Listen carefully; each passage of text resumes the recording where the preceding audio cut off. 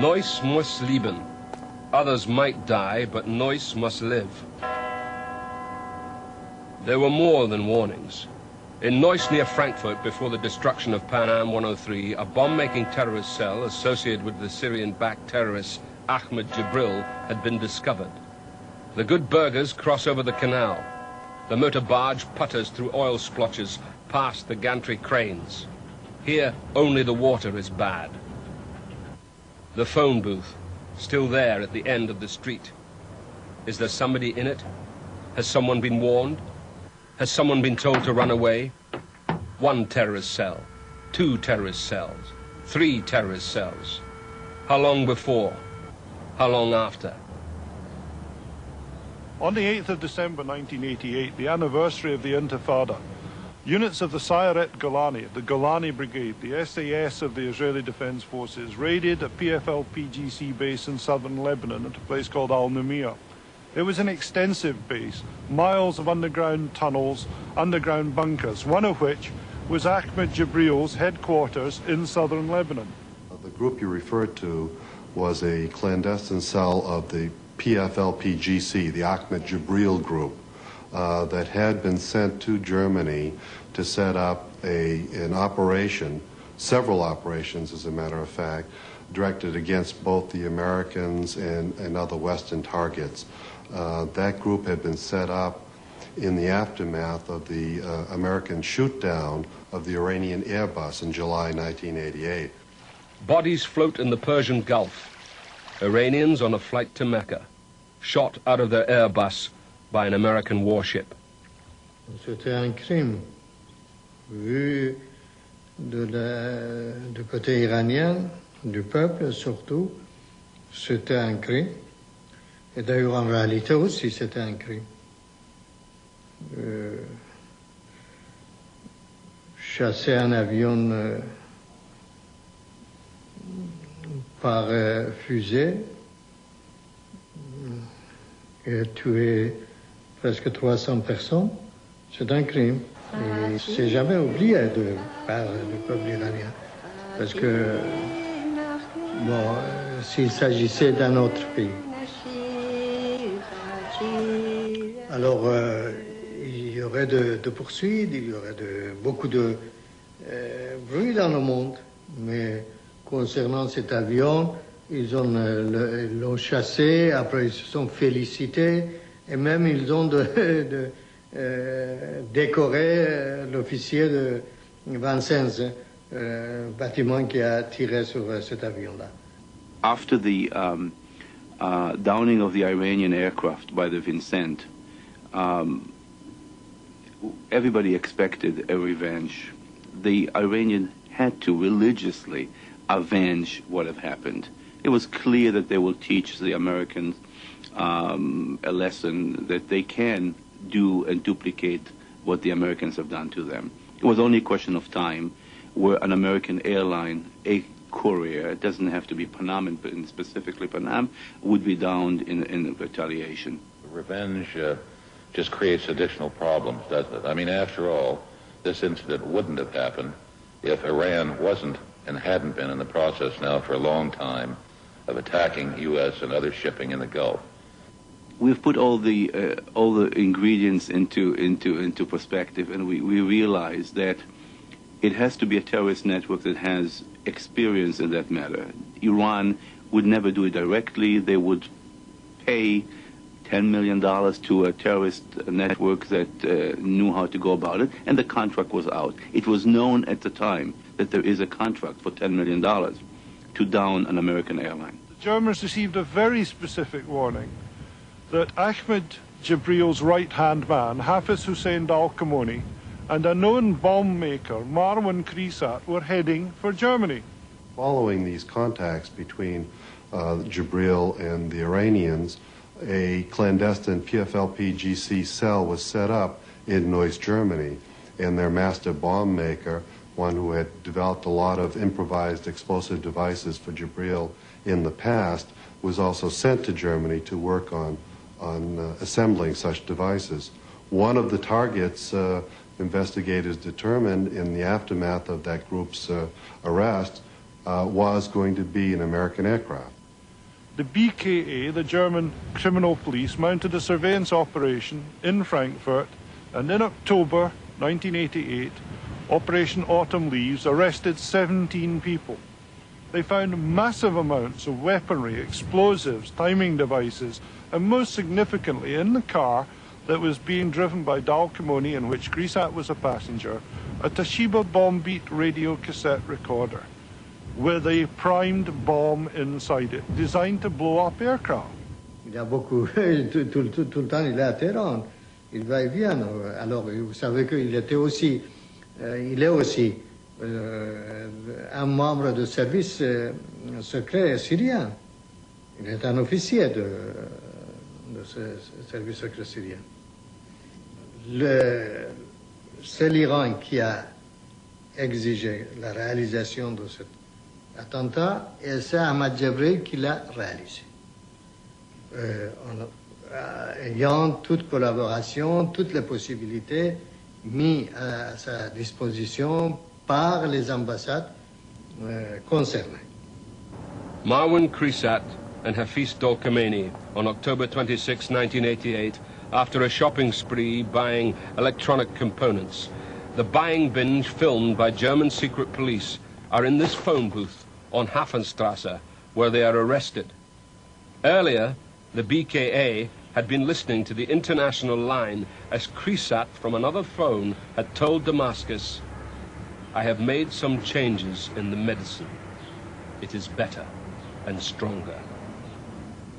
When taken to BKA headquarters, Krisat insists he be allowed to make a phone call. He does. He is released soon afterwards and flies to Jordan. I had spoken to a reporter, a German reporter who refuses to go on camera, but who is very close to federal intelligence sources here in Germany, who assured me that Krisat was an agent of the Jordanian service and an asset of the Central Intelligence Agency. If you take Krisat, for example, who was a bomb maker, who served Jabril and other terrorist networks for years, he was also reporting for years his activities to Israel, Jordan, some other countries' intelligence department. The Germans did not believe that they had sufficient evidence directly linking him at the time. So that was an internal judicial decision within the German government. He obviously continued to be a suspect for us and for the British authorities, as well as for the German authorities, the BKA.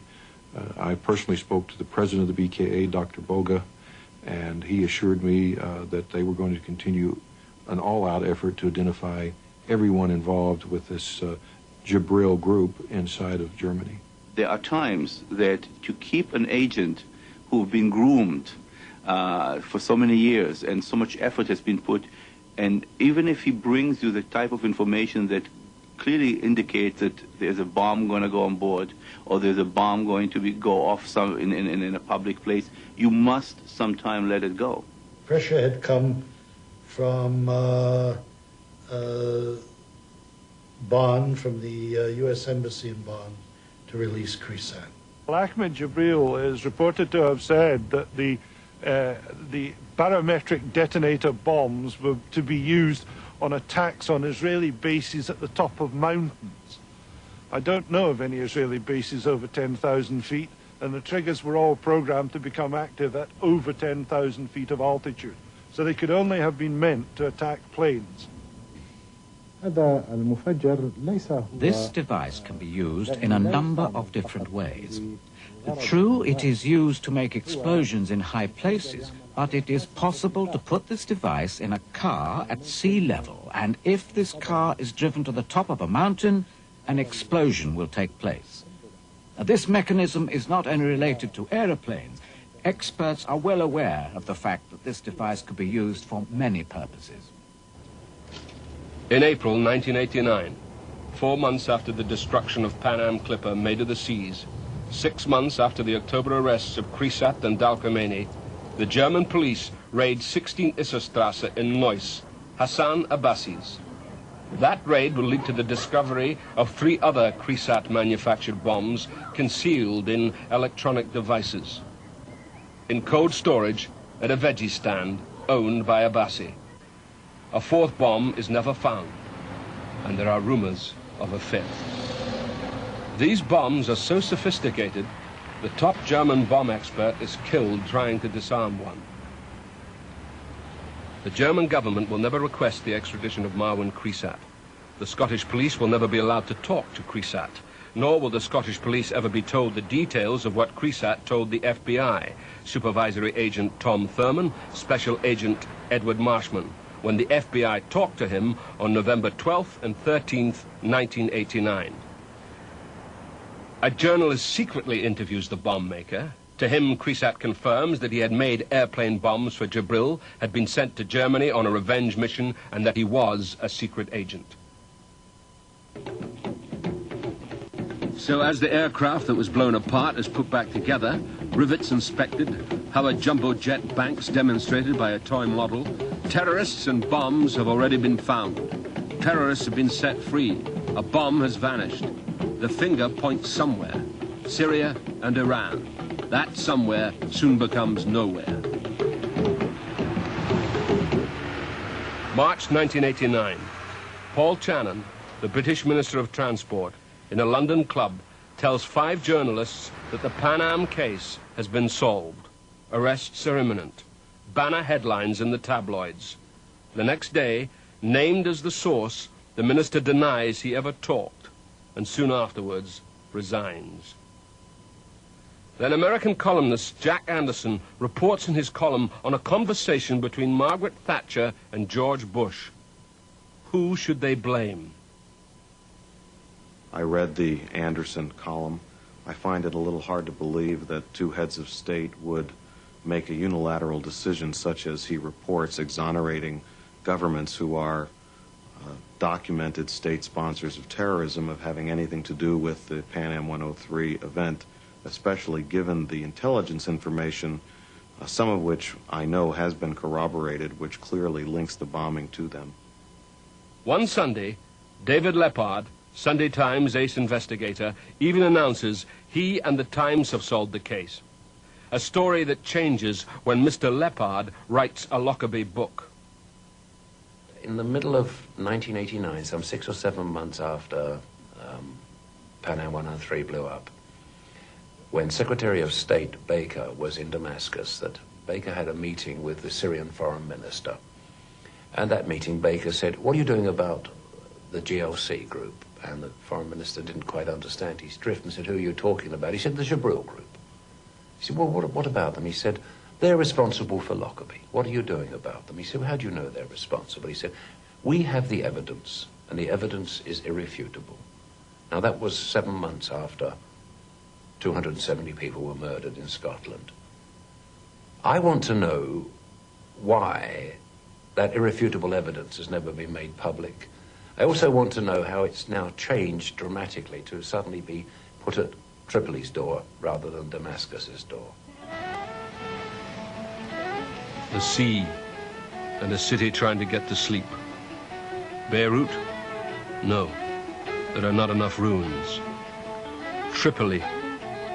From the halls of Montezuma to the shores of Tripoli, every fleet marine knows the words to the marine hymn.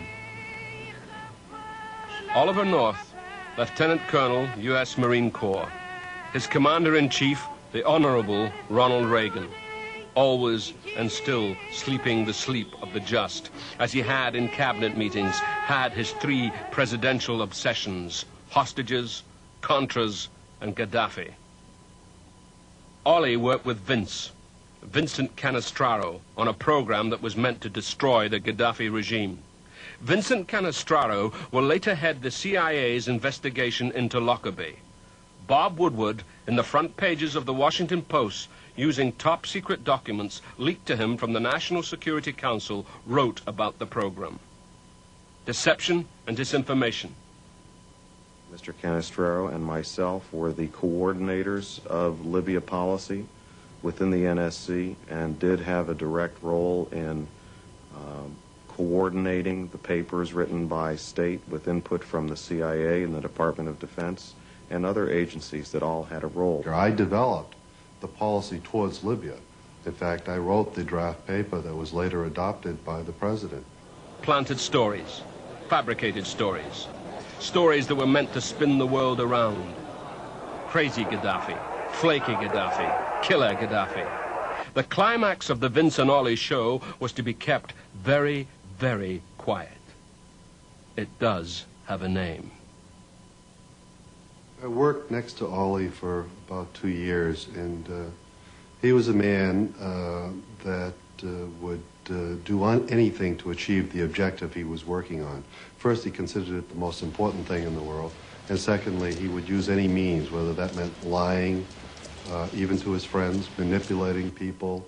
He would do anything to achieve the goal. There was intelligence information which could not be absolutely confirmed that Gaddafi was indeed interested in killing President Reagan.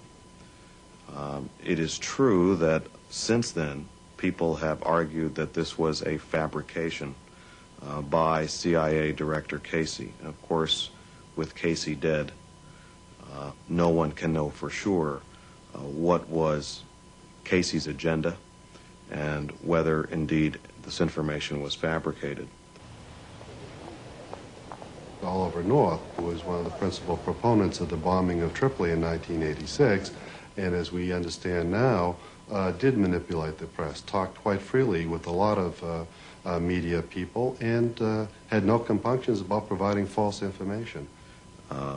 It is certain that Gaddafi sent people who worked for him, Libyans and others, into the United States to kill Libyan dissidents. There's no question about that. Whether some people may have twisted information that dealt with those individuals into stories alleging a conspiracy against President Reagan may be true or may not be true.